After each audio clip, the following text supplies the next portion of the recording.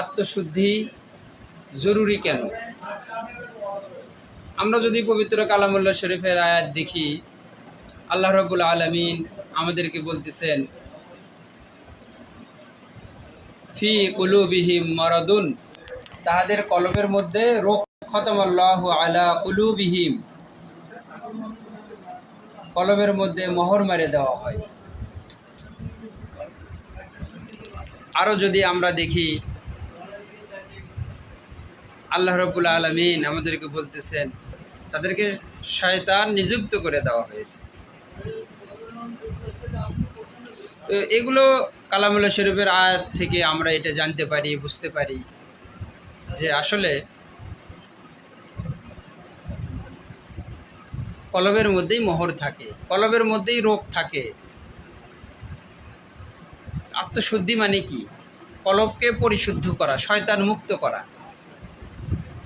যেমন যদি বুখারী শরীফের হাদিস আমরা দেখি, রাসূলুল্লাহ সাল্লাল্লাহু আলাইহি সাল্লাম বলতেছেন, আশ-শয়তানু জাসিমুন আলা কলবি ইবনে আদম ফাইদা যাকারাল্লাহ খানাসা ওয়া ইযা গফালা ওয়াসওয়াসা। শয়তান প্রতিটা বনি আদমের কলবের মধ্যে হাঁটু গেড়ে বসে থাকে।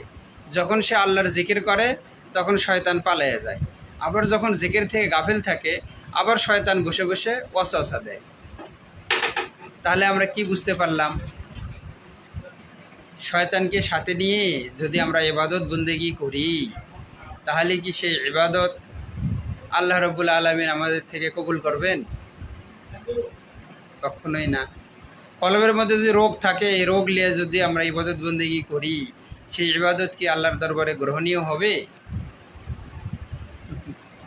তা তো হবে না। তো এই জন্য আমাদেরকে শয়তান মুক্ত ইবাদত বন্দেগী করতে হবে।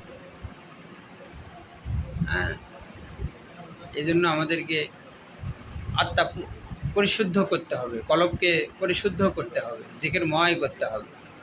যখন আপনার কলবের মধ্যে জিকির জারি হবে, তখন আপনি বুঝতে পারবেন ওয়াজিলাত কুলুবুহুম, কলব নড়বে, কাঁপবে, এটা নিজের থেকে বুঝতে পারবেন। আপনার কলবে জিকির হইতেছে, আপনি নিজের থেকে এটা বুঝতে পারবেন। আর সেই জন্য করেই আমাদের আত্মশুদ্ধির প্রয়োজন আছে, আমাদের আত্মশুদ্ধির প্রয়োজন আছে। এই জন্য করে আমাদের কোনো একজন আল্লাহ আল্লাহর দরবারে যাইতে হবে, সোহবতে যাইতে হবে, যেটা আল্লাহ বলছেন, অকুনু মা'আস সাদিকিন, তোমরা সাদিকিনদের সোহবত গ্রহণ করো, তাদের সাথে হও। তাদের সাথে হলেই আমরা এই বিষয়গুলো পেয়ে যাব। সাদিকিনদের সাথে থাকতে হবে, নতুবা এটা কখনোই সম্ভব না। আর এই জন্য আল্লাহর ওলিরা আমাদেরকে বলে দিয়েছেন, উনসে মিলনে কি यही एक राह, मिलने वालों से राह पैदा कर। আরে মাওলার সঙ্গে মিলতে কি তুই চাচ্ছিস বন্ধু বল, মাওলা প্রাপ্ত কোন ওলির হাত ধরিয়া চল। তাহার সনে প্রেম করিবার ইহা একটি পথ, প্রেমিক সনে প্রেম করিয়া মিটবে মনোরথ। তো নিজে নিজে আল্লাহওয়ালা হওয়া যাবে না।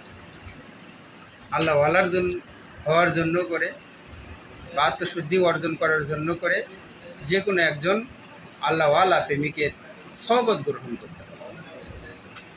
সোহবত গ্রহণ করলেই আপনি এই আল্লাহওয়ালা হতে পারবেন। আপনার ভিতরে আল্লাহ রাব্বুল আলামিন এই তাসাউফের যে বিষয়গুলো আছে, এগুলো আপনাকে আল্লাহ রাব্বুল আলামিন দিয়ে দেবেন। সেটা কি? আল্লাহওয়ালা ছাড়া এটা কখনোই সম্ভব না। আধ্যাত্মিকতায় যাওয়া আল্লাহওয়ালা ছাড়া কখনোই সম্ভব না। এই জন্য আল্লাহ কি বললেন আমাদেরকে, ওয়াকুনু মা'আস সাদিকিন,